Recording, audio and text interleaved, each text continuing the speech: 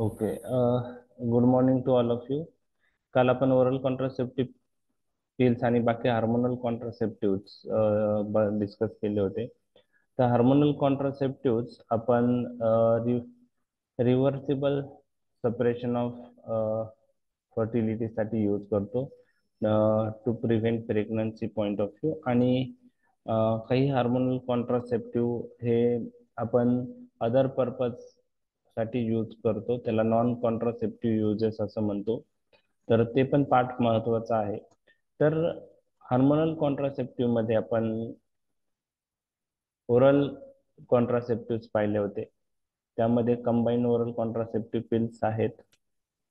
त्या पिल्स तीन प्रकारच्या आहेत आपण पाहिलं होतं: मोनोफेजिक पिल, बायफेजिक पिल आणि ट्रायफेजिक पिल. मोनोफेजिक पिल मध्ये जे इस्ट्रोजन आणि प्रोजेस्टेरॉनचा डोस आहे तो 21 डेज थ्रू आउट सेम असतो. बायफेजिक पिल मध्ये आपण पाहिलं होतं की इस्ट्रोजनचा डोस हा सेम राहतो 21 डेज थ्रू आउट जो कोर्स आहे एका सायकल मधला. परंतु प्रोजेस्टेरॉन जो आहे तो त्याचा डोस हा चेंज झालेला असतो. तर पहिले 10 दिवस लो डोस प्रोजेस्टेरॉन आपण यूज करतो आणि नंतरचे 11 दिवस प्रोजेस्टेरॉनचा डोस थोडा इन्क्रीज केलेला असतो. त्याला बायफेजिक पिल्स म्हणतात. आणि ट्रायफेजिक पिल्स मध्ये इस्ट्रो ट्रायफेजिक पिल मध्ये इस्ट्रोजनचा dose throughout 21 days same असतो. काही डिप्रेशन मध्ये तो मॉडीफाय पण आहे. परंतु ट्रायफेजिक पिल मध्ये प्रोजेस्टेरॉनचा डोस हा 3 फेज मध्ये आपण ते प्रोजेस्टेरॉन देतो. पहिले 1 ते 6 दिवस लो डोस, 7 ते 11 दिवस मॉडरेट डोस आणि 12 ते 21 दिवस डोस इज हाय. तर त्याला आपण ट्रायफेजिक पिल्स असं म्हणतो. कॉमनेस्ट इस्ट्रोजन जो ओरल कॉन्ट्रासेप्टिव्ह पिल मध्ये यूज करतात तो इथिनिल इस्ट्रॅडियोल आहे. आणि प्रोजेस्टेरॉन मध्ये नॉर्जेस्ट्रिल, लिओनॉर्जेस्ट्रिल किंवा डेसोजेस्ट्रिल यापैकी आपण प्रोजेस्टेरॉन यूज करू शकतो ओरली. जे प्रोजेस्टेरॉन पॉइंट ऑफ व्ह्यू त्यामध्ये लिओनॉर्जेस्ट्रिल खूप जास्त प्रमाणात कॉमनली यूज केला जाणारा प्रोजेस्टेरॉन आहे. तर त्यामध्ये अजून एक पॉईंट लक्षात ठेवायचा आहे: जो नवीन प्रोजेस्टेरॉन जो आहे डेसोजेस्ट्रिल त्याला एंड्रोजेनिक ऍडव्हर्स इफेक्ट कमी आहे. तर तो एक ऍडव्हान्टेज आहे डेसोजेस्ट्रिलचा. त्यानंतर आपण हे कंबाईन ओरल कॉन्ट्रासेप्टिव्ह पिल्स नंतर आपण प्रोजेस्टेरॉन ओनली पिल पाहिलं होतं, त्याला आपण मिनी पिल म्हणतो. त्यामध्ये फक्त प्रोजेस्टेरॉन नसतो. ज्या फिमेलमध्ये इस्ट्रोजन कॉन्ट्रा इंडिकेटेड आहे त्या फिमेलसाठी आपण प्रोजेस्टेरॉन ओनली पिल वापरू शकतो. परंतु ओरल कॉन्ट्रासेप्टिव्ह पिल मध्ये कंबाईन कॉन्ट्रासेप्टिव्ह पिल जे आहे त्याची इफिकेसी ही 98 to 99.9% पर्यंत आहे. परंतु प्रोजेस्टेरॉन ओनली पिलची इफिकेसी ही 96 to 98 आहे. तर इफिकेसी वाईज थोडा तो इन्फेरियर आहे कंबाईन ओरल कॉन्ट्रासेप्टिव्ह पिल पेक्षा. त्यानंतर आपण पोस्टकॉइटल पिल पाहिल्या होत्या. त्यामध्ये लिओनॉर्जेस्ट्रिल आपण यूज करतो. Okay, 1.5 milligram within 72 hour of intercourse. Yuzpe method आपण डिस्कस केली, त्यात इस्ट्रोजन प्रोजेस्टेरॉन कॉम्बिनेशन मध्ये आपण यूज करतो. आणि मिफिप्रिस्टोन ही काही ठिकाणी बाकी कंट्रीमध्ये यूज होतो. मिफिप्रिस्टोन मिझोप्रोस्टल कॉम्बिनेशन आपण पाहिलं की ते abortion point of view use होतं. तर हे झालं oral contraceptive point of view. त्यानंतर आपण इंजेक्टेबल प्रिपरेशन मध्ये प्रोजेस्टेरॉन डेरिव्हेटिव्ह, प्रोजेस्टेरॉन प्रिपरेशन्स पाहिले होते. त्यामध्ये डीएमपी ए आणि एनईई हे दोन इंजेक्टेबल प्रिपरेशन आपण पाहिले, ते कसं देतात ते पाहिले. त्यानंतर अदर प्रिपरेशन मध्ये आपण नॉरप्लांट जे सबक्युटेनस डिव्हाइस आहे त्यात लिव्होनॉर्जिस्ट्रॉल असतं, 6 capsules, each containing 36 milligram of levonorgestrel, and this Norplant is effective for 5 years. Then Progestasert we have discussed, levonorgestrel 52 milligram intrauterine device Progestasert आहे. आणि लोकल एंडोमेट्रियमवर त्याची ऍक्शन होते आणि ड्युरेशन ऑफ ऍक्शन त्याचं ही 5 वर्ष आहे. त्यानंतर आपण ट्रान्सडर्मल पॅच पाहिलं होतं, त्यात इथिनिल इस्ट्रोडिऑल आणि नॉरेलजोस्ट्रोमिन हे कॉम्बिनेशन असतं. वन्स वीकली आपण ते देतो. 3 वीक देऊन 1 वीक गॅप आपण देतो आणि हे ट्रान्सडर्मल पॅच काही कंट्रीज मध्ये अवेलेबल आहे. आता हे सगळे hormonal contraceptive female contraceptive point of view आपण डिस्कस केलेले आहेत. Male contraceptive point of view, hormonal contraceptive मध्ये टेस्टेस्टोरॉन किंवा testosterone plus depot medroxyprogesterone acetate हे प्रिपरेशन आपण यूज करतो. तर male contraceptive point of view question येण्याचे चान्सेस कमी आहे. फिमेल कॉन्ट्रासेप्टिव्ह विषयी जास्त तुम्हाला माहीत असणं गरजेचं आहे. तर इथपर्यंत पाठ आपण पाहिलेला होता. कळालाय पार्ट पूर्ण तो डिस्कस केलेला आपण काल? हो सर. हो सर. ओके. आता mechanism of action of oral contraceptive pill. ही ओरल कॉन्ट्रासेप्टिव्ह पिल जी फर्टिलिटी आहे ती सप्रेस कसं करते, तर त्याला 4 ते 5 मेकॅनिझम मी तुमच्याशी डिस्कस करणार आहे. तर फर्स्ट मेकॅनिझम सगळ्यात महत्वाची आहे. Oral contraceptive pills make the cycle anovulatory, किंवा आपण म्हणू शकतो की oral contraceptive pill inhibits ovulation. Ovulation कोणत्या दिवशी होतं माहिती आहे तुम्हाला मेन्स्ट्रुअल सायकलच्या? 14 days. 14. What is ovulation? ओव्ह्युलेशनचा अर्थ काय? What happens in ovulation? Ovulation rupture of follicle. Follicle rupture होतो, ओव्हम रिलीज होतो. ओहम रिलीज होतं. फॉलिकल रप्चर होऊन ओहम रिलीज होणं त्याला आपण ओव्ह्युलेशन म्हणतो. आणि ते नंतर ओहम स्पर्म बरोबर हे होऊन फर्टिलायझेशन होतं. बरोबर आहे. तर ही जी प्रोसेस आहे ती ओरल कॉन्ट्रासेप्टिव्ह पिल्स इनहिबिट करतात. तर ही फार महत्वाची ऍक्शन आहे, इनहिबिशन ऑफ ओव्ह्युलेशन. आता हे कसं होतं हे मी तुमच्याशी मी डिस्कस करतोय. तर ह्या ओव्ह्युलेशनसाठी, ओव्ह्युलेशन हे ओव्हरीमधून ओहम रिलीज होण्याची प्रोसेस आहे. Okay okay. फॉलिकल रप्चर होतं, ओव्हरीमध्ये फॉलिकल्स तयार होतं आणि 14व्या दिवशी फॉलिकल रप्चर होतं, ओहम रिलीज होतं आणि ते फॅलोपियन ट्यूब मध्ये येतं.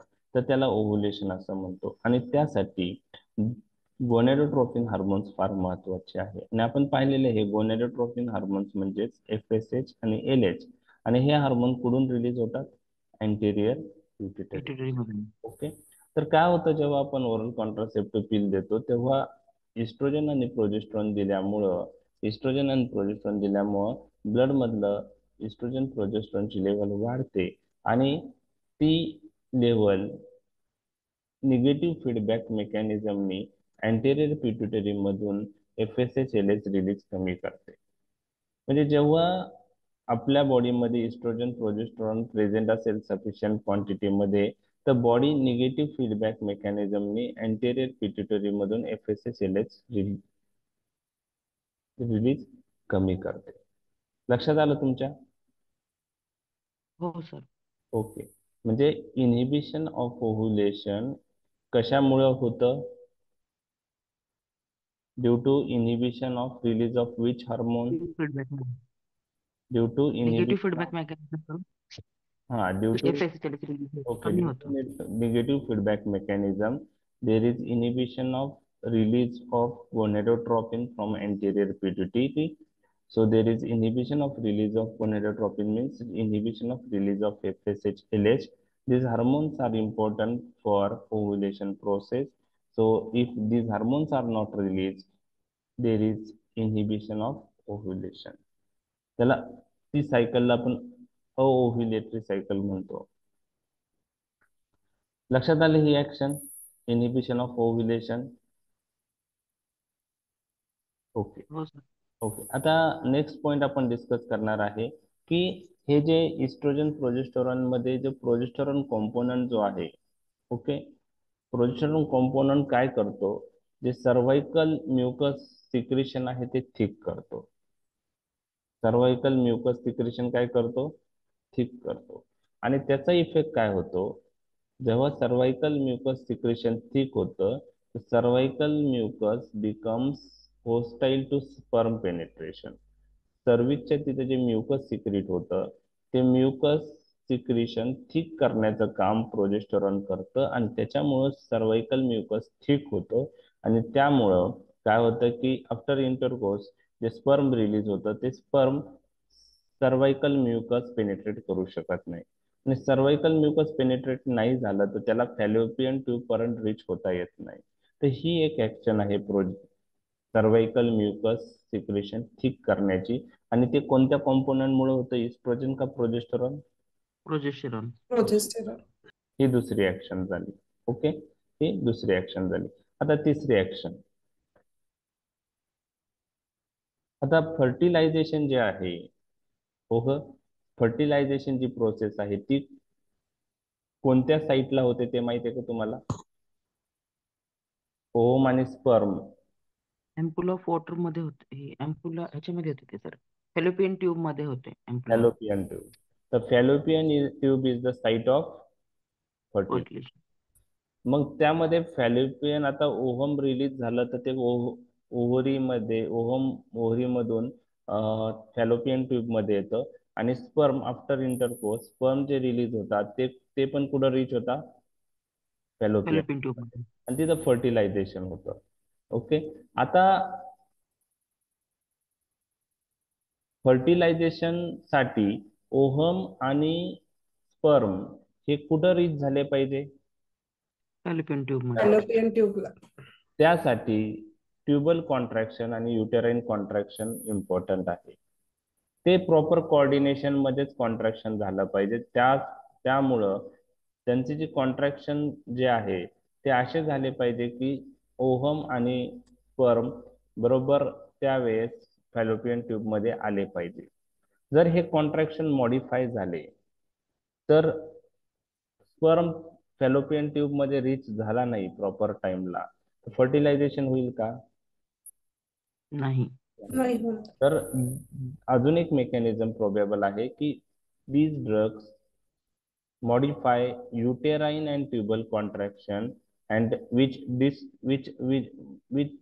modification disfavor fertilization. म्हणजे this modification of uterine and tubal contractions prevent fertilization आपण म्हणू शकतो. लक्षात आलं? लक्षात आलं? हो सर. ओके, तर ही तिसरी ऍक्शन झाली. चौथी ऍक्शन, ओके, आता फर्टिलायझेशन झाल्यानंतरच स्टेप काय आहे? फर्टिलायझेशन झाल्यानंतर नेक्स्ट स्टेप काय असते? इम्प्लांटेशन. इम्प्लांटेशन. फॅलोपियन ट्यूब मध्ये युटरस मध्ये इम्प्लांट होईल ते. युटेरस, साइट ऑफ इम्प्लांटेशन काय आहे? युटरस. ओके, आता नेक्स्ट स्टेप जी आहे ती पण ऍफेक्ट होते. म्हणजे पहा की फर्टिलायझेशन होतं, ब्लास्टोसिस्ट तयार होतो आणि ब्लास्टोसिस्ट हा एंडोमेट्रियम मध्ये इम्प्लांट होतो नेक्स्ट स्टेपला. ओके, आणि त्यासाठी एंडोमेट्रियम हे प्रॉपर पाहिजे. बरोबर आहे, एंडोमेट्रियम ही प्रॉपर पाहिजे फर्टिलायझेशन इम्प्लांटेशन साठी. जर एंडोमेट्रियम हायपर प्रॉलिफेरेटिव्ह असेल किंवा ऍट्रोफिक असेल, ओके, म्हणजे कोणत्याही परिस्थितीत जर ते इम्प्लांटेशन साठी फेवरेबल नसेल तर इम्प्लांटेशन होईल का? नाही होणार. नाही. मग these drug estrogen progesterone combination जे आपण यूज करतो, these drugs also affect implantation of the blastocyst in the endometrium because endometrium is either hyperproliferative or atrophic. Endometrium is either hyperproliferative or atrophic. तर ही चौथी मेकॅनिझम तुम्हाला मी discuss केली. म्हणजे पहा, step by step mechanism inhibit होत आहे. बरोबर आहे, पहिले ओव्ह्युलेशनच इनहिबिट झालं, दुसरं स्पर्मची एंट्री होऊ देणार नाही प्रोजेस्टेरॉन. समजा दोन्ही गोष्टी झाल्या तर फर्टिलायझेशन अफेक्ट होईल. समजा फर्टिलायझेशन जर झालं तर इम्प्लांटेशन अफेक्ट होईल. बरोबर आहे, आणि काही कॉन्ट्रासेप्टिव्ह इव्हन जे इम्प्लांटेशन झालेलं आहे, जरी इम्प्लांटेशन झालं तर ते इम्प्लांटेशन झालेलं ब्लास्टोसिस्ट डिस्लॉज करतात. डिस्लॉज म्हणजे तिथून तो बाहेर पडतं. ओके, आणि मेनली जे पोस्ट कॉइटल पील आहे, पोस्ट कॉइटल पील मे डिसलॉज इव्हन इम्प्लांटेड ब्लास्टोसिट. म्हणजे जो ब्लास्टोसिट इम्प्लांट झाला आहे तो तिथून रिलीज होतो, डिसलॉज होतो. ओके, तर ती 5वी ऍक्शन आहे. तर ह्या 5 action contraceptive point of view, hormonal contraceptive point of view, oral contraceptive pills point of view तुम्हाला माहित पाहिजे. लक्षात आलं तुमच्या 5 ऍक्शन? हो सर. ओके, म्हणजे याच्यामध्ये स्टेप बाय स्टेप तुम्हाला माहित पाहिजे. त्या स्टेप्स लक्षात ठेवल्या तर तुमच्या लक्षात येईल. Ovulation, inhibition of Inhibition. Ovulation, penetration of the sperm is hampered. Okay, cervical mucus become hostile for sperm penetration. दोन्ही गोष्टी झाल्या तर फर्टिलायझेशन अफेक्ट होतं by modifying uterine and tubal contraction. Okay, त्यानंतर by altering endometrium, endometrium becomes either hyperproliferative or atrophic, means out of phase of implantation. So due to that, implantation is affected, and some pills like postcoital pill even responsible for dislodgement of implanted blast. Blastocyst. Okay, तर ह्या 5 action तुम्हाला long question आला तर लिहिता आला पाहिजे. Okay, ह्या 5 action तुम्हाला लिहिता आला पाहिजे. मेजॉरिटी काय होतं की इनिबिशन ऑफ ओव्युलेशन माहित असतं. परत हे इनिबिशन ऑफ ओव्युलेशन का होतं? Due to inhibition of release of gonadotropin. Gonadotropin release from anterior pituitary inhibit होतं. ते का होतं? It is due to negative feedback mechanism. तर हे वर्ड आले पाहिजे त्याच्यामध्ये. Progesterone related cervical mucus thickening ते आलं पाहिजे. Uterine and tubal contraction affected. Fertilization is affected. Okay. Endometrium is out of phase of implantation. So implantation is affected. And postcoital pill may dislodge implanted blastocyst. तर ह्या 5 action तुमच्या आल्या पाहिजेत. Okay, ठीक. आता एक चार्ट त्रिपाठीमध्ये दिलाय. हा चार्ट नाही लक्षात ठेवला तरी चालेल. असं आपलं काय म्हणता येईल की तो लक्षात राहिलाच पाहिजे असं काही नाही. ओके, तर प्रॅक्टिकल कन्सिडरेशन काही आपण डिस्कस करणार आहोत. कधी कधी एक्झाम मध्ये पण ते विचारले जाऊ शकतात. ओके, नाही म्हणजे एकदम एक्झाम पॉइंट ऑफ व्ह्यू महत्वाचा नाही, पण day to day clinical practice मध्ये महत्वाचं आहे. Okay, okay.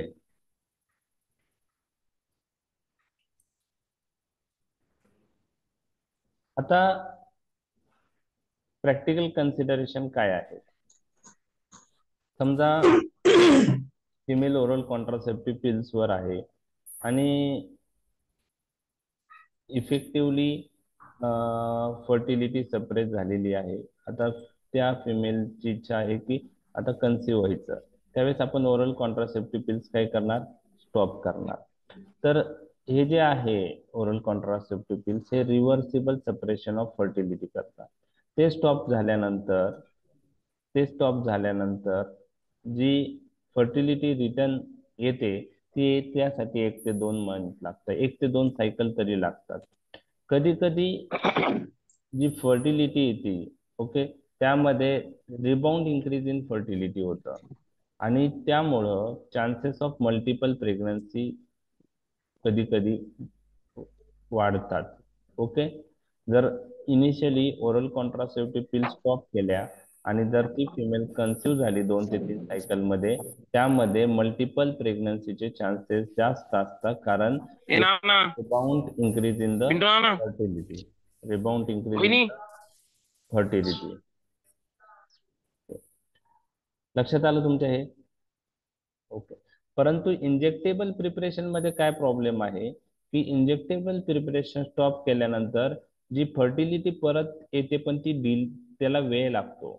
आपण काल पाहिले किती महिने लागतात? 6 महिने ते 30 महिन्याचा कालावधी लागू शकतो. आणि इव्हन इंजेक्टेबल प्रिपरेशन मध्ये काही वेळेस परमनंट स्टरिलिटी येऊ शकते. इंजेक्टेबल प्रिपरेशनचा तो ड्रॉबॅक आहे.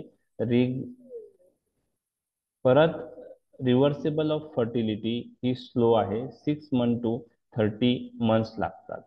Okay, The cycle takes several months to normalize and may not do so at all in case of injectable preparation. And with injectable preparation, there is a risk of permanent infertility. मग injectable preparation अशाच female patient मध्ये use केले पाहिजे ज्यामध्ये ही risk त्या फिमेलला acceptable असेल. लक्षात आलं का पहिलं कन्सिडरेशन? हो सर. हो सर. आता oral contraceptive pills, combine oral contraceptive pills आपण पाहिलं की 21 डेज घेतात. प्रोजेस्टेरॉन ओनली पिल विदाउट एनी गॅप घेतात. ओके, तर हे घेत असताना म्हणजे 21 डेज आपण ओरल ओरल कॉन्ट्रासेप्टिव्ह पिल ऍडवाइस करतो. 5th डे ऑफ मेन्स्ट्रुअल सायकलला स्टार्ट करतो आणि त्यानंतर 7 दिवस गॅप असतो. त्या 7 दिवसात आपण एक तर आयर्न प्रिपरेशन किंवा फॉलिक ऍसिड देऊ शकतो. तर 7 दिवसाच्या गॅप नंतर परत आपण नवीन हे स्टार्ट करतो सायकल. जशी तर नवीन म्हणजे इस्ट्रोजन प्रोजेस्टेरॉन कॉम्बिनेशन पिल स्टार्ट करतो. 21 दिवस परत देतो. तर असं हे आपण 21 दिवसांची ट्रीटमेंट देतो. समजा एखादी पिल मिस झाली त्यावेळेस काय करायचं? If a women on combine pills misses to take 1 pill, what to do? तर त्यामध्ये आपण दुसऱ्या दिवशी पेशंटला ऍडवाइस करायचं की 2 टॅबलेट घ्या. On the next day advise that female patient to take 2 tablets and continue the course as usual. तो कोर्स 21 दिवसांचा ॲज युजल कंटिन्यू करा. परंतु जर 2 टॅबलेट पेक्षा जास्त मिस झाल्या तर अशा वेळेस काय करायचं? 2 दिवसापेक्षा जास्त दिवस टॅबलेट घेणं पेशंटने मिस केला असेल तर तो कोर्स इंटरप्ट करायचा आणि alternative method of contraception use करायची, जसं बॅरियर मेथड आहे. आणि ही जी ओरल कॉन्ट्रासेप्टिव्ह पिलची आहे ट्रीटमेंट ती नेक्स्ट सायकल पासून परत चालू करायची. म्हणजे नेक्स्ट सायकल मध्ये 5th डे ऑफ ब्लिडिंग आहे त्यावेळेस स्टार्ट करायची. तर 2 टॅबलेट मिस झाल्यानंतर तुम्हाला तो कोर्स इंटरप्ट करावा लागतो आणि त्याऐवजी दुसरे मेथड्स ऑफ कॉन्ट्रासेप्शन यूज करायला आपण ऍडवाइस करायला पाहिजे पेशंटला. आणि नेक्स्ट सायकल मध्ये परत ओरल कॉन्ट्रासेप्टिव्ह पिल आपण त्या पेशंटला 5th डे पासून देऊ शकतो. लक्षात आलं? हो सर. हो सर. आता फिमेल पेशंट ओरल कॉन्ट्रासेप्टिव्ह पिलवर आहे आणि काही कारणाने ओरल कॉन्ट्रासेप्टिव्ह पिल फेल्युअर झालं. Cause may be anything. Okay, तर त्यावेळेस काय करायचं? फिमेल पेशंट तुमच्याकडे आली, प्रेग्नन्सी टेस्ट केलेली आहे, ती पॉझिटिव्ह आलेली आहे आणि आता हे कन्फर्म झालं आहे की ओरल कॉन्ट्रासेप्टिव्ह पिल घेऊन सुद्धा प्रेग्नन्सी टेस्ट पॉझिटिव्ह आलेली आहे आणि तिने तुम्हाला सांगितलं की नाही आता मी विलिंग आहे की आपण ती कंटिन्यू म्हणजे मला प्रेग्नन्सी करायचं, तर तुमचा ऍडवाइस काय असेल? नाही कंटिन्यू करू शकत सर. फिटल मालफॉर्मेशन्स होऊ शकतात. Okay, so that is very important.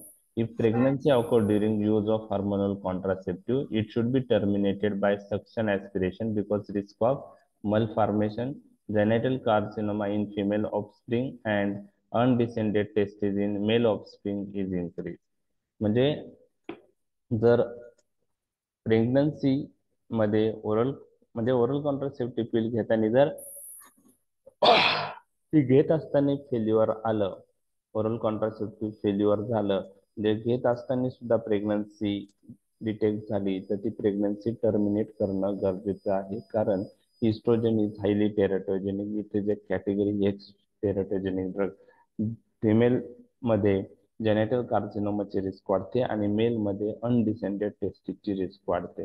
लक्षात आलं तिसरं कन्सिडरेशन? हो सर. हो सर. आता बाकीचे कन्सिडरेशन आपण पाहतो. ओके, तर जनरली आपण इथिनिल इस्ट्रोडियोल जे ओरल कॉन्ट्रासेप्टिव्ह पिल मध्ये यूज करतो ते 30 मायक्रोग्रॅम करतो. तुम्ही पण पाहिलं असेल इथिनिल इस्ट्रोडियोल विथ प्रोजेस्टेरॉन कॉम्बिनेशन जे आहे त्यात इथिनिल इस्ट्रोडियोल जास्त करून 30 मायक्रोग्रॅमचा यूज केला जातो आणि तो सफिशियंट आहे ओव्हर नॉर्मल वेटच्या पेशंटमध्ये. परंतु जर ओबेस पेशंट असेल तर त्या पेशंटमध्ये आपण इन्स्टेड ऑफ 30 मायक्रोग्रॅम किती मायक्रोग्रॅमची पिल यूज करू शकतो? इथिनिल इस्ट्रोडियोल तर 50 मायक्रोग्रॅम. ओके, आणि ज्या पेशंटला कार्डिओव्हॅस्क्युलर प्रॉब्लेम आहे, ओके, ज्या पेशंटला एज 40 पेक्षा जास्त असेल, त्या पेशंटला 20 मायक्रोग्रॅम इथिनिल इस्ट्रोजिऑल, जे आता रिसेंटली मार्केटमध्ये अवेलेबल झालेली आहे, ते पण आपण यूज करू शकतो. म्हणजे नॉर्मल इंडिव्हिज्युअल मध्ये, फिमेल पेशंट मध्ये आपण 30 मायक्रोग्राम यूज करू शकतो. ओबेज असेल तर 50 मायक्रोग्राम करा. आणि जर कार्डिओव्हॅस्क्युलर प्रॉब्लेम असेल, फिमेलचं वय 40 पेक्षा जास्त असेल, तर अशा वेळेस आपण किती मायक्रोग्राम केली पाहिजे? 20 20 मायक्रोग्राम. ओके. ओके. आता ब्रेक थ्रू ब्लिडिंग हे जो आहे, हा जनरली प्रोजेस्टेरॉन ओनली पिल्स. जे आहे ओनली पिल्समुळे जास्त दिसतो. तर त्यामुळेच आपण जर ब्रेक थ्रू ब्लिडिंगचे चान्सेस जास्त असेल, तर आपण त्यावेळेस we have to switch over to pill containing higher estrogen dose, किंवा आपण कंबाईन ओरल कॉन्ट्रासेप्टिव्ह पिलवर शिफ्ट करणं गरजेचं आहे. तर ब्रेक थ्रू ब्लिडिंग हे प्रामुख्याने प्रोजेस्टेरॉन कॉम्पोनंटमुळे होतं, तर जास्त करून ते प्रोजेस्टेरॉन ओनली पिल बरोबर दिसून येतं. ज्या फिमेल पेशंटला इस्ट्रोजन कॉन्ट्रा इंडिकेटेड आहे, त्या फिमेल पेशंट मध्ये ओरल कॉन्ट्रासेप्टिव्ह पिलच्या ऐवजी प्रोजेस्टेरॉन ओनली पिल यूज केलं पाहिजे. तर हे जनरल कन्सिडरेशन आपण डिस्कस केलेले आहे. तर हे practical aspect point of view महत्वाचे आहे. प्रॅक्टिकल ऍस्पेक्ट कधी कधी वायवात विचारू शकता, 2 मार्कला विचारू शकता, बरोबर आहे. तर प्रॅक्टिकल ऍस्पेक्ट तुम्ही चांगल्या प्रकारे रीड करा. एक्झाम पॉइंट ऑफ व्ह्यू विचारू शकता, आणि day to day clinical practice point of view ही ते महत्वाचे आहे. आता ऍडव्हर्स इफेक्ट हा पण पार्ट फार महत्वाचा आहे. ऍडव्हर्स इफेक्ट, तर ऍडव्हर्स इफेक्ट जे आहे, खूप सारे ऍडव्हर्स इफेक्ट आपण डिस्कस करणार आहे. त्यांचे असे ग्रुप केलेले आहे ऍडव्हर्स इफेक्टचे. पण हे सगळे जे ऍडव्हर्स इफेक्ट होते ना, ते फर्स्ट जनरेशन पिल बरोबर जास्त दिसून येत होते. आणि जे आता नवीन पिल्स आलेले आहेत, second generation, third generation newer pills, low dose estrogen progesterone pill म्हणतो आपण, त्यांच्या बरोबर हे ऍडव्हर्स इफेक्ट कमी दिसून येतात. लक्षात आलं तुमच्या हे? असं. ओके, लक्षात आलंय? ओके. तर आता आपण ऍडव्हर्स इफेक्ट तर खूप सारे पाहणार आहोत, पण हे जे ऍडव्हर्स इफेक्ट आहे, हे फर्स्ट जनरेशन हाय डोस एस्ट्रोजन प्रोजेस्ट्रॉन पिल बरोबर जास्त दिसून आले होते. नवीन ज्या सेकंड थर्ड जनरेशन पिल आहे, त्याबरोबर ते कमी दिसून येतात. तरी पण आपल्याला हे ऍडव्हर्स इफेक्ट माहिती आहेत. ओके. तर पहिले आहेत non serious adverse effect. Non serious adverse effect मध्ये कोणकोणते ऍडव्हर्स इफेक्ट येतात? तर पहिला जो ऍडव्हर्स इफेक्ट आहे, तो आहे नॉसिया आणि वॉमिटिंग. तर हे nausea vomiting is similar to that of morning sickness of pregnancy. तर काही फिमेल पेशंट मध्ये हे ओरल कॉन्ट्रासेप्टिव्ह पिल्स नॉसिया किंवा वॉमिटिंग दिसून येतात. तर नॉन सिरियस ऍडव्हर्स इफेक्ट हे जनरली पहिल्या 1 ते 3 सायकल्स मध्ये दिसून येतात, आणि ग्रॅज्युअली हे non serious adverse effect disappear होतात. म्हणजे इनिशियल फेज ऑफ ट्रीटमेंट मध्ये हे ऍडव्हर्स इफेक्ट दिसून येतात. तर पहिला ऍडव्हर्स इफेक्ट आपण डिस्कस केलाय, नॉसिया आणि vomiting, similar to that of morning sickness of pregnancy. Next is headache. Generally headache हे माइल्ड असतं, परंतु ज्या फिमेल पेशंटला मायग्रेनची हिस्ट्री आहे, त्या फिमेल पेशंट मध्ये मायग्रेन प्रेसिपिटेट होतो किंवा वर्सन होतो. The second adverse effect is headache. Third adverse effect, breakthrough bleeding और spotting, especially seen with progestin only preparation. Okay. Okay. आता समजा तो ओरल प्रोजेस्टेरॉन ओनली प्रिपरेशन बरोबर दिसतंय. ओके. कधी कधी कंबाईन ओरल कॉन्ट्रासेप्टिव्ह पिल मोनोफेजिक पिल मध्येही दिसू शकतं. मग आपण असं काही करू शकतो का ज्यात प्रोजेस्टेरॉनचा डोस कमी कमी कमी जास्त करू शकतो? जेव्हा लागेल तेव्हा जास्त, जो लागतो तो यूज करायचा, जिथं जेव्हा गरज कमी तेव्हा कमी यूज करायचा. तर त्याला कोणतं आपण म्हणतो? बायफेजिक किंवा ट्रायफेजिक? ट्रायफेजिक वापरू तर शकतो. आपण ट्रायफेजिक तर बेस्ट राहील. तर shift to triphasic pill may overcome the breakthrough bleeding. म्हणजे ब्रेक थ्रू ब्लिडिंग आलं तर आपण कोणत्या पिल यूज करू शकतो? ट्रायफेजिक. बेसिक. कारण त्यात प्रोजेस्टेरॉन जेव्हा गरज लागते तेव्हा जास्त यूज करतो, बाकीच्या वेळेस प्रोजेस्टेरॉनचा डोस हा कमी असतो. ओके. ओके. आता जे फिमेल पेशंट इंजेक्टेबल प्रिपरेशन घेतात, त्या फिमेल पेशंट मध्ये 2 इम्पॉर्टंट पॉइंट्स मी तुमच्याशी डिस्कस करतो की काही पेशंटमध्ये प्रोलॉंग ॲमिनोरिया डेव्हलप होतं. ओके, म्हणजे एव्हरी सायकलला ब्लिडिंग होत नाही, त्याला आपण ॲमिनोरिया म्हणतो. ओके, काही सायकल डिस्टर्ब पण होतात. ओके, तर cycle disturbation, prolong amenorrhoea seen in few women taking injectable preparation, or it is also seen when that some female patient taking mini pill म्हणजे प्रोजेस्टेरॉन ओनली पिल. आणि last non serious adverse effect आहे breast discomfort. Breast discomfort काही female patient मध्ये दिसून येतात. तर हे 4 ऍडवर्स effect तुमच्या लक्षात आले. कोणकोणते केलेत नॉन सिरियस ऍडवर्स इफेक्ट मी डिस्कस? नॉशिया वॉमिटिंग होतं, नॉशिया, वॉमिटिंग, हेडेक होतं, हेडेक, प्रेसिपिटेटेड त्यामध्ये तुम्हाला migraine. Migraine Migraine precipitate mention करायचं. precipitation. ब्रेक थ्रू ब्लिडिंग और Bleeding. स्पॉटिंग हे कोणामुळे होतं? प्रोजेस्टेरॉन ओनली पिल. प्रोजेस्टेरॉन ओनली पिल किंवा ज्याच्यात प्रोजेस्टेरॉन कॉम्पोनंट जास्त डोस मध्ये आहे त्यात. मग ओके ओके ठीक आहे. त्यानंतर Amenorrhea किंवा cycle disruption in injectables. Okay, आणि ट्रायफिजिक पिल आपण त्यासाठी वापरू शकतो. आता याच्यात ते मेन्शन नाही केलंय मी. आणि ब्रेस्ट डिस्कम्फर्टमेंट, काय ब्रेस्ट Discomfort. डिस्कम्फर्ट, हे झाले नॉन सिरियस ऍडवर्स इफेक्ट. आणि अर्ली 1 ते 3 सायकल्स मध्ये हे दिसून येतात. आता side effect that appear later, कोणकोणते साईड इफेक्ट दिसतात? तर त्यामध्ये weight gain, acne, increased body hair may be noted due to androgenic action of the progesterone. So some progesterones have additional androgenic action. Okay okay, तर मी तुम्हाला सांगितले नॉर्जेस्ट्रिल, लिओनॉर्जेस्ट्रिल ह्या progesterone बरोबर अँड्रोजेनिक action येऊ शकते. परंतु अँड्रोजेनिक साइड इफेक्ट कोणत्या प्रोजेस्टेरॉन बरोबर कमी आहे किंवा कोणता प्रोजेस्टेरॉन फ्री ऑफ अँड्रोजेनिक ऍडवर्स इफेक्ट आहे? Progesterone. डेसोजेस्ट्रिल. कोणता? डेसोजेस्ट्रिल. ओके, तर हे जे वेट गेन, acne आणि increased body hair, these adverse effects are due to androgenic action of progesterone. इतकं तर लक्षात आलं तुमच्या? Weight gain, acne, increased body hair, these are the androgenic actions of progesterone Progesterone. seen with norgestrel, levonorgestrel, but desogestrel is free of this adverse effect कारण हा non androgenic progesterone आहे. लक्षात आलं हे पहिला adverse effect. Yes, sir. Okay, त्यानंतर chloasma. Chloasma म्हणजे काय? Pigmentation of the cheek, nose, forehead. Pregnancy मध्ये पण पहा क्लोएझमा येतं.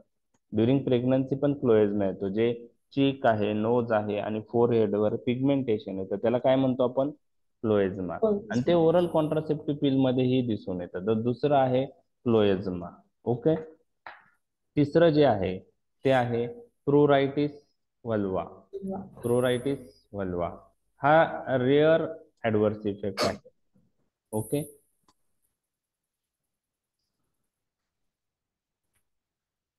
ओके, तर प्रोरायटिस वल्वा, तर त्यामध्ये itching, burning sensation, vaginal discharge, irritation, okay, ह्या गोष्टी दिसतात. स्किन चेंजेस असतात त्या रिजन मध्ये. तर त्याचप्रमाणे इंटरकोर्स पेनफुल असतो. तर ते मॅनिफेस्टेशन आहे प्रोरायटिस वल्वाचे. ओके ठीक आहे. त्यानंतर नेक्स्ट जो आहे ऍडवर्स इफेक्ट जो लेट येतो तो आहे carbohydrate intolerance and precipitation of diabetes in few subjects taking high dose preparation, but this is unlikely with the present pills. म्हणजे कार्बोहायड्रेट इंटॉलरन्स आता जे डोस मध्ये आपण ओरल कॉन्ट्रासेप्टिव्ह पिल देतोय बरोबर दिसून येत नाही. आणि many large studies have found no link between oral contraceptive pill use and development of diabetes. म्हणजे जो कार्बोहायड्रेट इंटॉलरन्स ऍडवर्स इफेक्ट किंवा प्रेसिपिटेशन ऑफ डायबिटीस जो आहे तो फ्यू सब्जेक्ट मध्ये दिसून येत होता. कधी दिसून येत होता? जेव्हा हाय डोस प्रिपरेशन यूज करत होते. पण आता आपण काय यूज करतोय? Low dose preparation. तर सेकंड आणि third generation oral contraceptive pill बरोबर कार्बोहायड्रेट इंटॉलरन्स ऍडवर्स इफेक्ट दिसतो का? आहे. नाही. नाही. इव्हन क्लिनिकल ट्रायल्स मध्ये आता क्लिअर झालं की there is no link between oral contraceptive pill use and development of diabetes. Okay okay. त्यानंतर एक ऍडव्हर्स इफेक्ट सुद्धा मी मेन्शन करायचा राहिलोय, mood swings and mental depression. काही पेशंट मध्ये मूड स्विंग्स आणि मेंटल डिप्रेशन होतं. ओके, मूड स्विंग्स आणि mental depression. Mental depression. Mental depression. Okay, display झालं ते मी जे लिहिलं मेन्शन केलं. हो sir. Okay, mood swings and mental depression. आता हे माझ्या मते आपले side effect that appear later यामध्ये आपण 4 डिस्कस केलेत. नॉन सिरियस साईड इफेक्ट 4 पाहिले, nausea, vomiting, headache, breakthrough bleeding, breast discomfort.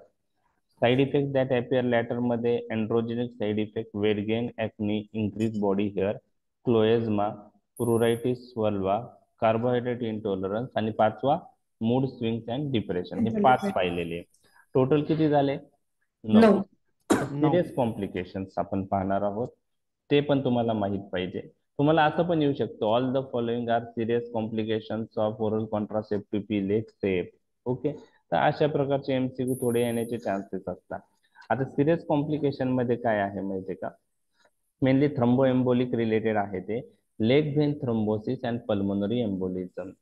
Okay, older preparation increase the incidence of venous thromboembolism, but this is found to be less marked with newer reduced steroid content pills. Okay okay. तर जे newer pills आहे त्यामध्ये हे complication कमी आहे. Okay, लक्षात आलं? म्हणजे लेग वेन थ्रोम्बोसिस आणि पल्मोनरी एम्बोलिझमची रिस्क पण कोणत्या जनरेशन ओरल कॉन्ट्रासेप्टिव्ह पिलवर जास्त दिसून येत होती? Old generation. Old old generation. Generation, त्याला फर्स्ट जनरेशन असंही म्हणतात. ओके, हो. आणि ज्या ठीक आहे, फक्त आता काय आहे की काही कोमॉर्बिडिटी असेल त्या पेशंटमध्ये लेग वेन थ्रोम्बोसिस किंवा पल्मोनरी एम्बोलिझमची रिस्क वाढू शकते. म्हणजे even low dose pill can significantly responsible for this adverse effect in woman more than 35 years of age, women having diabetes, women having hypertension, and women who smoke. म्हणजे additional काही factor असतील त्यामध्ये chances वाढू शकतात. म्हणजे एखादी women smoking करत असेल त्यात आपण यूज केले तर चान्स जास्त आहे. हायपरटेन्सिव्ह, डायबिटीस, कोमॉर्बिडिटी असेल किंवा फिमेलचं एज अबोव्ह 35 असेल त्या आपण पाहिले. अबोव्ह 40 साठी आपण डोस किती म्हणलो होतो? 20. 30 मायक्रोग्रामच्या ऐवजी 20 20 मायक्रोग्राम. मायक्रोग्राम. ते डोस कमी यूज करायला पाहिजे अजून. Okay okay. आता हा जो कॉम्पोनंट आहे ना, ओके, हा जो ऍडव्हर्स इफेक्ट आहे ना, तर हा ऍडव्हर्स इफेक्ट इस्ट्रोजन कॉम्पोनंटमुळे येतो, लेग वेन थ्रोम्बोसिस आणि पल्मोनरी एम्बोलिझम, आणि तो नॉर्मलाइज होतो after stopping of oral contraceptive pill. तर हा पहिला पाहिला. दुसरा आहे coronary and cerebral thrombosis. Coronary आणि cerebral thrombosis, it results in myocardial infection आणि स्ट्रोक. तर 2 to 6 fold increase in the risk was estimated early, but recent studies have demonstrated only small increase in incidence with low dose pill in the absence of other risk factors. Women above 35 years of age are at particularly at risk. म्हणजे coronary आणि cerebral thrombosis resulting in myocardial infarction or stroke. जर coronary आणि cerebral thrombosis झाला आणि त्याच्यामुळे myocardial infarction किंवा stroke होण्याचे chances हे ओल्डर प्रिपरेशन बरोबर जास्त होते. 2 ते 6 पट रिस्क वाढत होती. न्यूअर प्रिपरेशन बरोबर चान्सेस कमी आहेत. आणि अदर कोमॉर्बिडिटी असेल तर चान्सेस जास्त असतील, कोमॉर्बिडिटी नसतील तर चान्सेस कमी होतात. आणि एज मध्ये जर अबोव 35 इयर्स एज असेल तर हा पण ऍडव्हर्स इफेक्टचे चान्सेस जास्त आहे. आणि इस्ट्रोजन कॉम्पोनंट, ओके, हा आपण जे व्हेनस थ्रोम्बोएम्बोलिझम साठी कोणता कॉम्पोनंट रिस्पॉन्सिबल होता असं पाहिलेलं आहे? Venous thromboemboli leg vein thrombosis आणि पल्मोनरी एम्बोलिझम साठी इस्ट्रोजन का प्रोजेस्ट हाँ estrogen estrogen. Estrogen The estrogen component of oral contraceptive pill responsible for venous thromboembolism. बरोबर आहे. परंतु आर्टेरियल थ्रोम्बोसिस मध्ये म्हणजे करोनरी किंवा सेरेब्रल थ्रोम्बोसिस साठी both estrogen and progesterone components responsible as per the books. Okay, म्हणजे आर्टेरियल थ्रोम्बाई जो आहे त्याच्यामध्ये इस्ट्रोजन आणि प्रोजेस्टेरॉन दोघांनाही ब्लेम दिला गेलेला आहे. ओके, तर हे का होतं? बरोबर आहे ना, म्हणजे ह्या गोष्टी का घडून येतात, हे ऍडव्हर्स इफेक्टचे चान्सेस का वाढतात? ओके, तर प्रोबेबल मेकॅनिझम अशा आहेत की जे ब्लड क्लॉटिंग फॅक्टर्स आहेत ना, ब्लड क्लॉटिंग फॅक्टर्स हे ओरल कॉन्ट्रासेप्टिव्ह पिल्स वाढवतात. आता क्लॉटिंग फॅक्टर वाढले तर कोएग्युलेशनची चान्सेस काय होतील? वाढणार. वाढणार. अँटीथ्रोम्बिन 3 हे पिल्स कमी करतात. अँटीथ्रोम्बिन 3 काय करतो? अँटीथ्रोम्बिन काय आहे? अँटीथ्रोम्बिन 3 आठवतंय? अँटीथ्रोम्बिन 3 हे 2, 7, 9, 10, 11, 12, 13 त्यांना हे करतं इनॅक्टिवेट करतं त्यांना त्या ऍक्टिव्हेटेड फॅक्टरला. ओके, अँटीथ्रोम्बिन 3. ओके, अँटीथ्रोम्बिन 3 जो इंट्रिन्सिक आणि कॉमन पाथवेचे ऍक्टिव्हेटर फॅक्टर आहेत त्यांना इनहिबिट करतो. VN10 आहे. ओके, म्हणजे इंट्रिन्सिक आणि कॉमन पाथवेचे ऍक्टिव्हेटर फॅक्टरला ते काय करतो? इनहिबिट करतो. इनॅक्टिवेट. करतो. त्यामध्ये 7 येत नाही, हे लक्षात ठेवा. 7 हा एक्सट्रिन्सिकशी रिलेटेड आहे, आठवतंय ना? 2, हो 7, 9, 10 हे विटॅमिन के dependent. Clotting factor synthesis inhibit होते, पण ऍक्टिव्हेटर फॅक्टर ऑफ इंट्रिन्सिक आणि कॉमन पाथवे हे अँटीथ्रोम्बिन 3 ने इनहिबिट होता. म्हणजेच अँटीथ्रोम्बिन 3 हा नॅचरल काय आहे? अँटी कोएग्युलंट आहे, अँटीकोॲग्युलंट. आणि त्याची लेवल हे कमी करताय. मग अँटी कोएग्युलंटची लेवल अँटीथ्रोम्बिन 3 ची कमी झाली, कोॲग्युलेशन वाढेल. कोएग्युलेशन वाढेल. लक्षात आलं? वाढवणार. ओके ओके, ठीक, लक्षात आलं? ते ड्रग प्लेटलेट ऍग्रिगेशन करतात. काय करतात? हे ड्रग प्लेटलेट ऍग्रिगेशन पण वाढवतात. म्हणजे ह्या सर्वांचा इफेक्ट काय होणार आहे? कोएग्युलेशन वाढेल का कमी होईल? वाढेल ना, वाढेल. कोॲग्युलेशन वाढवेल. आणि त्याच्यामुळे थ्रोम्बोसिस एम्बोलिझमची रिस्क वाढते. म्हणजे हे थ्रोम्बोसिस एम्बोलिझम का करतात पिल्स? काही रिस्क जी वाढते थोडी. नवीन पिल्स बरोबर कमी आहे रिस्क, पण ओल्डर पिल्स बरोबर जास्त होते. आणि का आहे याचं रिझन लक्षात आलं? ते क्लॉटिंग फॅक्टर्स वाढवतात, अँटीथ्रोम्बिनची लेवल कमी करतात, प्लेटलेटचं ऍग्रिगेशन काय करतात? हे वाढवतात. म्हणजे कोएग्युलेशन प्रोसेस ऍक्टिव्हेट होते. ओके, आता तुम्हाला ते टिश्यू प्लाझ्मिनोजन ऍक्टिव्हेटर आठवतोय का? हो सर. तो काय करतो? हो. टिश्यू प्लाझ्मिनोजन ऍक्टिव्हेटर तो हे करतो प्लाझ्मिनोजनचं प्लाझ्मिन मध्ये कन्व्हर्जन कन्व्हर्जन करतो. करतो. आणि प्लाझ्मिन हो. कशासाठी वापरला जातो मग? जो क्लॉट आहे त्याला काय करायला? स्टेबल करण्यासाठी. ऍक्टिवेट करून क्लॉट स्टेबल स्टेबल करण्यासाठी का तो क्लॉट ब्रेक डिझॉल्व करण्यासाठी? Break Break break break. Lysis break हा. Degrade कर. ऍक्च्युली आपण tissue plasminogen Fibrin. Activator fibrinolytic म्हणून यूज करतो ना. अल्टीप्लेस, Fibrinolytic मध्ये. टेनिक्टिव्ह ते टिश्यू प्लाझ्मिनोजन ऍक्टिव्हेटर आहे. तर टिश्यू फायब्रिन प्लाझ्मिनोजन लायसिस करण्यासाठी. लायसिस करतं ते. लायसिस करतं. म्हणजे टिश्यू प्लाझ्मिनोजन ऍक्टिव्हेटर प्लाझ्मिनोजनचं कन्व्हर्जन प्लाझ्मिन मध्ये करतं. आणि प्लाझ्मिन हा जो क्लॉट तयार झालाय त्याला काय करतो? ब्रेक. लायसिस ब्रेक करतो, Break डिझॉल्व्ह करतो. मग या टिश्यू प्लाझ्मिनोजन ऍक्टिव्हेटरची लेवल जर कमी झाली तर काय होईल? फायब्रिन ब्रेक नाही होणार. म्हणजे जो क्लॉट होत झालेला आहे तो ब्रेक होईल का? नाही होणार. नाही. प्लाझ्मिन मध्ये आणि कन्व्हर्जन नाही होणार. प्लाझ्मिनोजनचं प्लाझ्मिन मध्ये कन्व्हर्जन नाही होणार. प्लाझ्मिन नाही बनला तर जो क्लॉट बनला आहे तो डिझॉल्व्ह होणार नाही. नाही. आणि तो क्लॉट तसाच राहू शकतो. आणि हे ओरल कॉन्ट्रासेप्टिव्ह पिल हे प्लाझ्मिनोजन ऍक्टिव्हेटरची लेवल पण कमी करतात. म्हणजे पहा, जे थ्रोम्बोसिस एम्बोलिझम का होतं लक्षात आलं तुमच्या? हो सर. हो ओके सर. ओके, 4 पॉइंट पाहिले. क्लॉटिंग फॅक्टरची लेवल वाढते, अँटीथ्रोम्बिनची कमी होते, त्यानंतर प्लाझ्मिनोजन ऍक्टिव्हेटरची लेवल कमी होते आणि प्लेटलेट ऍग्रिगेशन वाढतं. वाढतं. त्यानंतर राईज इन बीपी पण काही पेशंट मध्ये दिसून येतो. 5 to 10% वुमेन मध्ये जे अर्लियल पिल्स घेत होते त्याच्यामध्ये दिसून येत होतं. ओके, तर ओके, आता याच्यामध्ये राईज इन बीपी ला कोणतं कॉम्पोनंट इम्पॉर्टंट आहे? समजा आता इस्ट्रोजन ओरल कॉन्ट्रासेप्टिव्ह पिल्स दिल्या आणि बीपी राईज झाला, त्यावेळेस बेस्ट आहे की हे ओरल कॉन्ट्रासेप्टिव्ह पिल्स स्टॉप करायचे. काय करायचे? स्टॉप. ओके, बीपी नंतर 3 ते 6 महिन्यात नॉर्मलाइज होऊन जातो. क्लिअर? इतकं लक्षात आलं?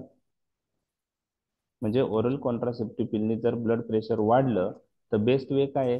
To stop oral contraceptive pill, use other method of contraception, आणि 3 ते 6 महिन्यात तुमचं जे वाढलेलं ब्लड प्रेशर आहे फिमेल पेशंट मधलं ते काय होईल? नॉर्मलाइज होईल. लक्षात आलं? ओके, हो. आता कारण शोधायचं का oral contraceptive pills blood pressure वाढवतात. बरोबर आहे. कोणता कॉम्पोनंट त्याच्यासाठी रिस्पॉन्सिबल आहे? तर both estrogen and progestin components are responsible for rising BP, and this is probably due to increased plasma angiotensin level and renin activity. कसली ऍक्टिव्हिटी वाढते? रेनिनची. रेनिनची. अँजिओटेन्सिनोजनची level वाढते. अँजिओटेन्सिनोजनची लेवल वाढली तर रास सिस्टीम ऍक्टिव्हेट होणार, रेनिन लेवल वाढली तर रास सिस्टीम ऍक्टिव्हेट होणार आहे. त्यामुळे काय होणार? व्हॅसो कॉन्स्ट्रिक्शन होणार, कन्स्ट्रिक्शन. सोडियम वॉटर रिटेन्शन होणार आहे. टेन्शन होणार, ओके, आणि त्याचप्रमाणे व्हॉल्यूम वाढेल, बीपी वाढेल. ओके, आणि जेव्हा अँजिओटेन्सिन 2 बनतो तो अल्डोस्टेरॉनचं रिलीज काय करतो? वाढवतो तो पण. वाढवतो. आणि अल्डोस्टेरॉन पण काय करेल? Sodium water water retention retention. करेल. म्हणजे त्याच्यामुळे बीपी वाढू शकतो. मग त्यामुळं ब्लड प्रेशर वाढतं. म्हणजे कारण पण आपण इथं डिस्कस करतो, एवढं तुम्हाला डिटेलमध्ये कोणी विचारणार नाही, पण त्यावरून तुम्हाला राईज इन बीपी क्लिक झालं तर more than enough. Nobody will ask you why there is rise in blood pressure due to estrogen progesterone combination exam मध्ये, कारण हे लिहिण्यासाठी ऍडव्हर्स इफेक्ट लिहायलाच वेळ लागणार आहे तुम्हाला, पण आपण नॉलेज पॉईंट ऑफ व्ह्यू हे करतोय. आता लिपिड प्रोफाईलवर पण काय परिणाम आहे ते मी तुमच्याशी डिस्कस करूया. ट्रायग्लिसराईड लेवल मार्जिनली राईज होते ओरल कॉन्ट्रासेप्टिव्ह पिल्स दिल्यानंतर. ओके, तर जनरली काय होतं, इस्ट्रोजन हा एचडीएल एलडीएल रेशो वाढवतो. म्हणजे एचडीएल एलडीएल रेशो वाढलेलं चांगलं आहे का वाईट आहे? एचडीएल एलडीएल रेशो वाढलेलं चांगलं आहे का वाईट आहे? एचडीएल इज गुड और बॅड? HDL is good. मग एचडीएल एलडीएल रेशो वाढला याचा अर्थ एचडीएल एक तर वाढत असेल किंवा एलडीएल काय होत असेल? कमी होत असेल, मग तो रेशो वाढेल ना. म्हणजे एचडीएल एलडीएल रेशो जेवढा चांगला जास्त तेवढं काय आहे? चांगलं आहे. आणि इस्ट्रोजनचा बेनिफिशियल इफेक्ट आहे, तो एचडीएल एलडीएल रेशो वाढवतो, परंतु प्रोजेस्टेरॉन ही ऍक्शन नलिफाय करतो. प्रोजेस्टेरॉन ही ऍक्शन काय करतो? नलिफाय करतो. नलिफाय करतो. मग त्यामुळे तो इस्ट्रोजनचा प्रोटेक्टिव्ह इफेक्ट येत नाही, ती ऍक्शन नलिफाय होते. त्यामुळे लिपिड प्रोफाईलवर काय ऍक्शन आहे? लिपिड प्रोफाईल जनरली आत्ताचे low dose oral contraceptive pill use करतो आपण, generally significantly lipid profile alter होत नाही, फक्त ट्रायग्लिसराईड लेवल मार्जिनली राईज होते, पण त्याची पण एवढी रिस्क नाहीये. म्हणजे मार्जिनली लिपिड प्रोफाईल मध्ये काय राईज होतं? ट्रायग्लिसराईड. त्यानंतर नेक्स्ट आहे, एक मिनिट हा.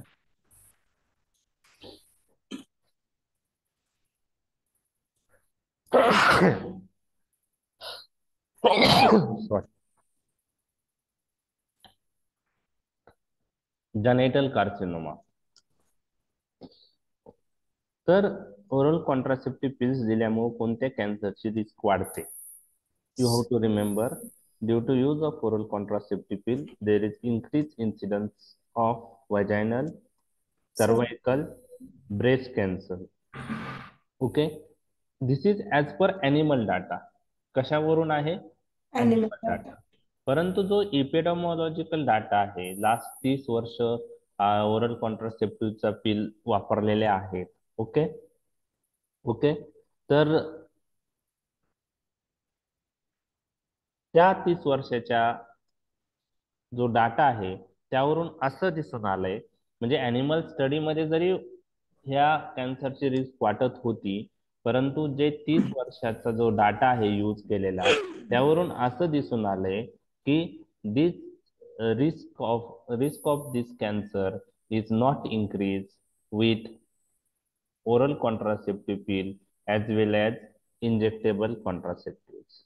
ओके, परंतु जे हाय रिस्क इंडिव्हिज्युअल आहेत त्यामध्ये जनरली आपण हे ड्रग अवॉइड केले पाहिजे. बरोबर आहे. एखाद्याला हार्मोन डिपेंडंट ट्युमर असेल तर त्याची ग्रोथ वाढू शकते. ओके, तर जनरली जेनाइटल कार्सिनोमा मध्ये ॲनिमल डाटामध्ये जे वजायनल, सर्वायकल आणि ब्रेस्ट कॅन्सरची रिस्क दिसून आली ती इपिडेमॉलॉजिकल डाटामध्ये दिसून आलेली नाही. त्यानंतरचा ऍडव्हर्स इफेक्ट आहे बेनाइन. ओके ओके, ठीक.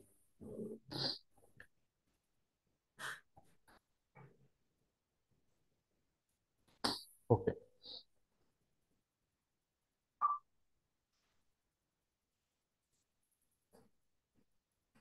ओके, त्याचप्रमाणे परंतु ह्या ओरल कॉन्ट्रासेप्टिव्ह पिलचा म्हणजे कोणत्या कॅन्सरची रिस्क वाढवतात ते आपण पाहिलं, वजायनल, सर्वायकल आणि ब्रेस्ट कॅन्सर.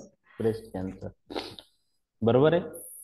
आणि तुम्हाला हे लक्षात ठेवायचं आहे की ओव्हेरियन कॅन्सर, ओके, आणि एंडोमेट्रियल कॅन्सर याची रिस्क हे ओरल कॉन्ट्रासेप्टिव्ह पिल्स कमी करतात.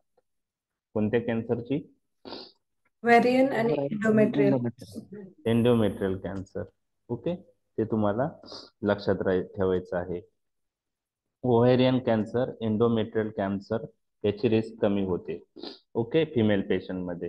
तर कसं आहे की ओव्हेरियन कॅन्सरची रिस्क कमी का होते? कारण निगेटिव्ह फीडबॅक मेकॅनिझमने FSH LH कमी होतं, त्यामुळे स्टिम्युलेशन ऑफ ओव्हरी कमी होतं, त्यामुळे ओव्हेरियन कॅन्सरची रिस्क एक कमी आहे. आणि एंडोमेट्रियल कार्सिनोमा मध्ये त्याची रिस्क जी कमी आहे त्याच्यात प्रोजेस्टेरॉनचा जो प्रोटेक्टिव्ह रोल आहे त्याच्यामुळे ते आहे. तर तुम्हाला असं MCQ येऊ शकतो, in which cancer oral contraceptive pills are beneficial, or risk of which cancer is decreased due to oral contraceptive pills? Risk of which cancer is decreased? कोणते आहे? ओव्हेरियन आणि एंडोमेट्रियल. कशाला? त्यानंतर benign haematoma which may rupture और turn malignant.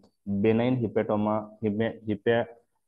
होऊ शकतो आणि तो रप्चर होऊ शकतो किंवा मॅलिग्नंट मध्ये कन्वर्ट होऊ शकतो, परंतु इन्सिडन्स रेअर आहे आणि generally higher dose oral contraceptive pill बरोबर आहे. गॉल स्टोन,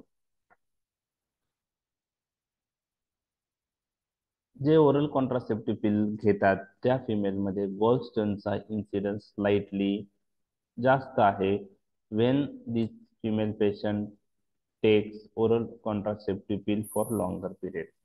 ओके, तर ते एक आहे.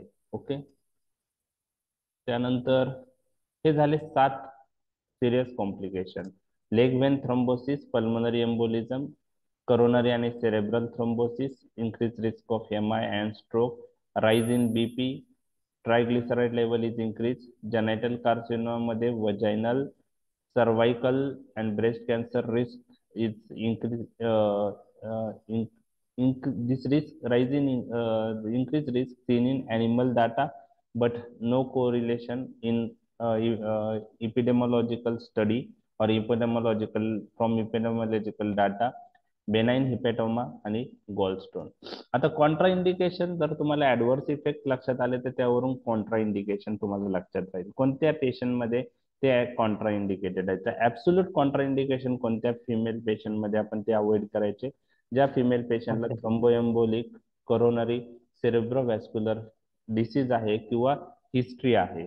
दुसरं मॉडरेट टू सिव्हिअर हायपरटेन्शन, हायपरलिपिडेमिया, त्यामध्ये कॉन्ट्राइंडिकेटेड आहे ऍब्सोल्यूट.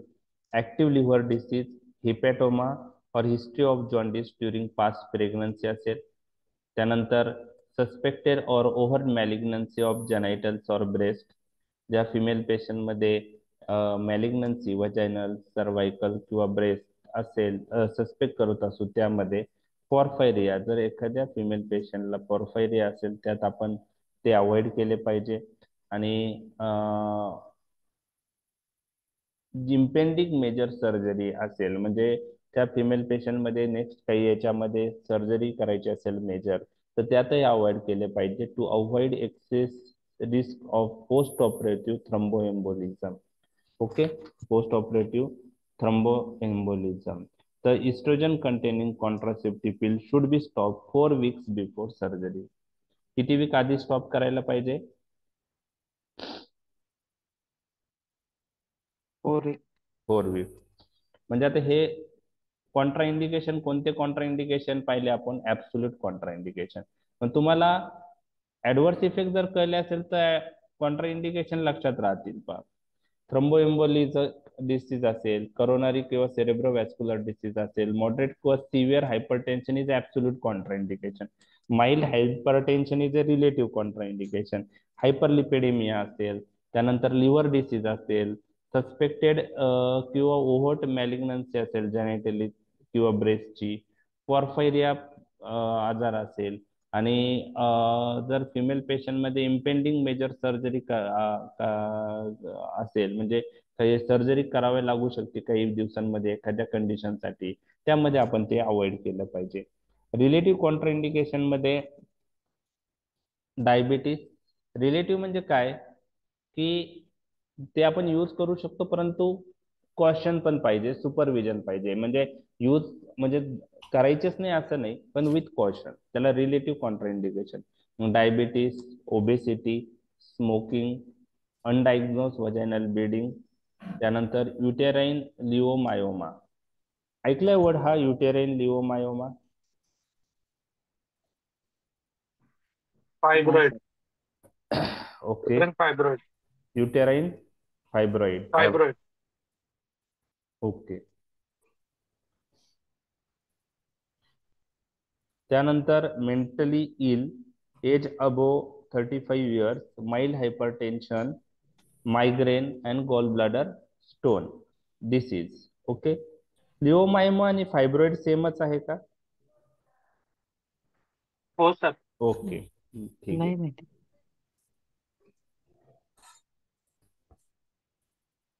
म्हणजे दोघांमध्ये स्मूथ मसल ट्युमर जे आहे त्यालाच म्हणतात लिओमायमा आणि फायब्रॉइड. तर फायब्रॉइड ही कॉमन टर्म आहे, लिओमायमा इज मेडिकल टर्म आहे.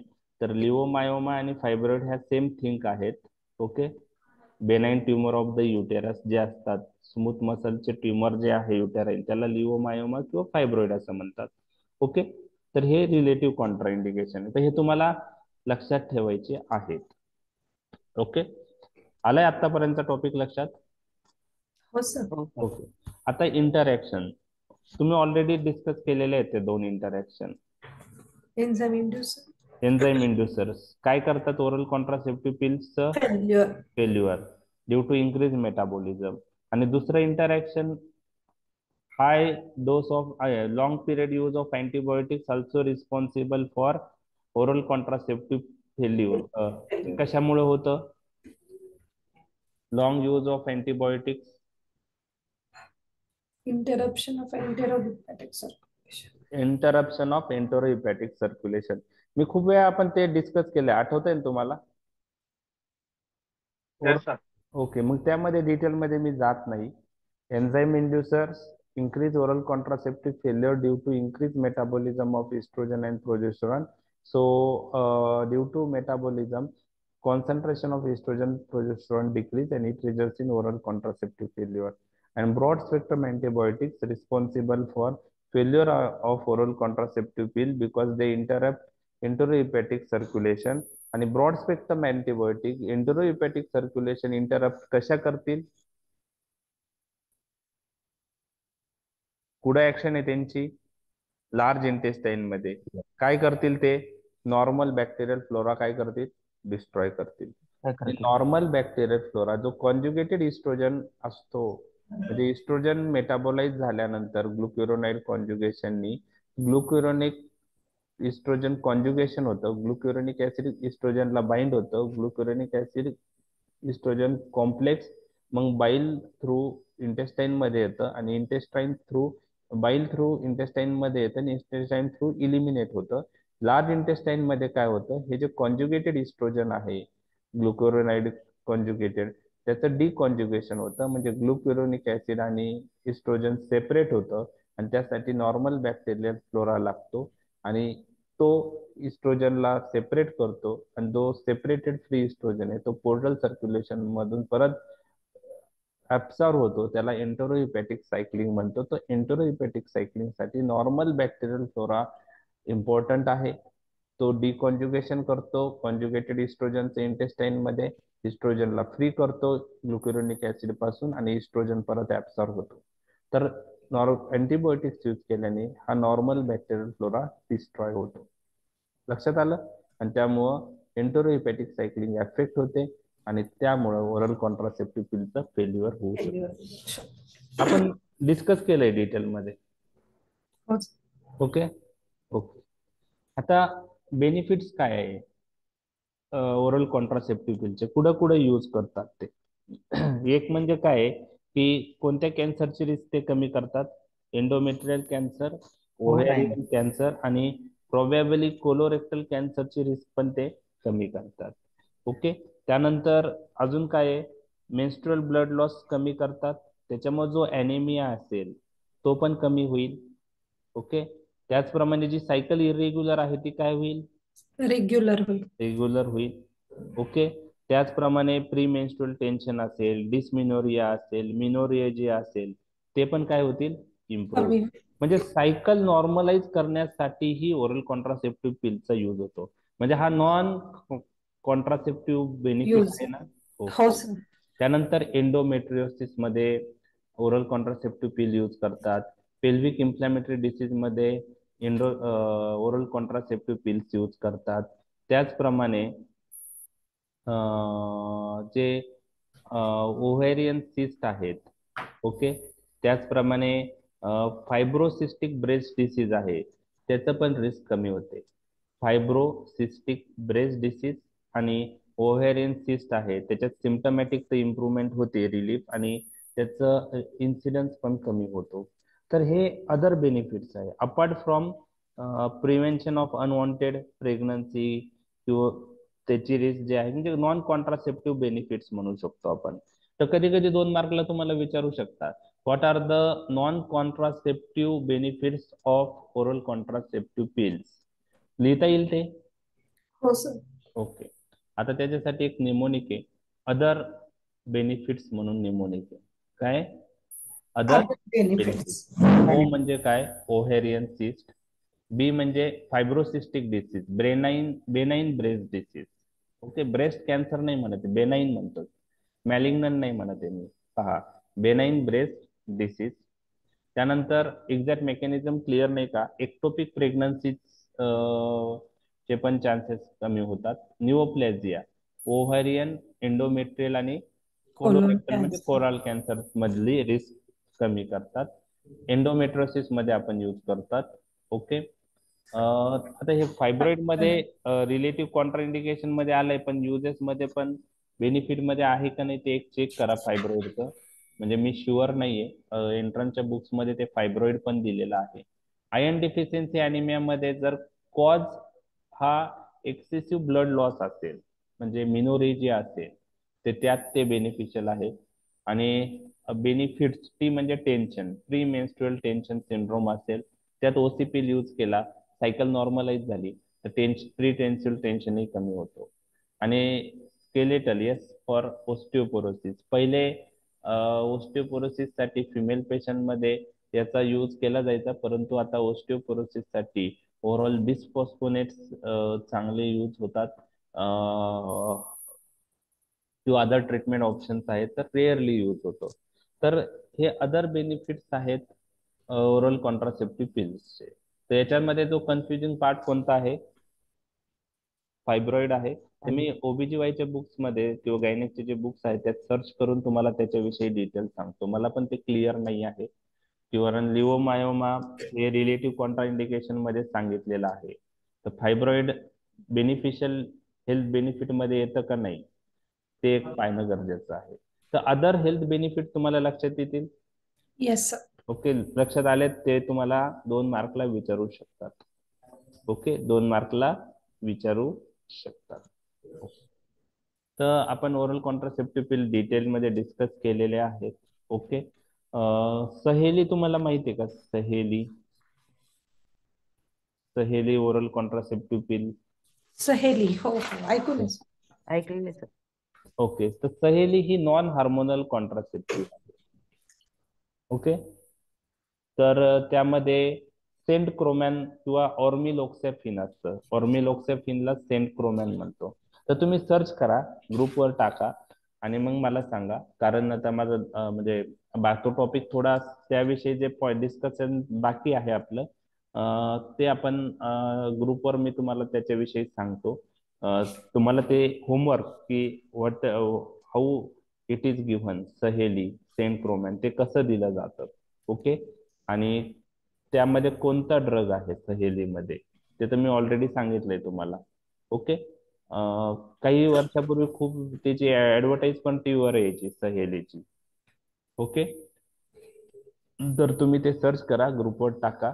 तर आपलं ओरल कॉन्ट्रासेप्टिव्ह पिल झालं आहे. याच्यानंतर ऑक्सिटोसिन आणि tocolytic short note point of view 2 मार्काला तुम्हाला विचारू शकता किंवा 4 मार्कला विचारू शकता. युटेराईन रिलॅक्संट आणि युटेराईन स्टिम्युलंट्स ते आपण संध्याकाळच्या लेक्चरला डिस्कस करूया. ओके, ठीक आहे, चालेल. संध्याकाळी 10 वाजता आपण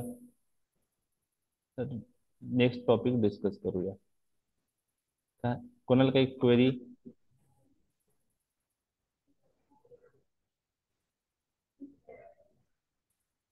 समजलाय ना टॉपिक? हो सर. हो हो हो थँक्यू. सर.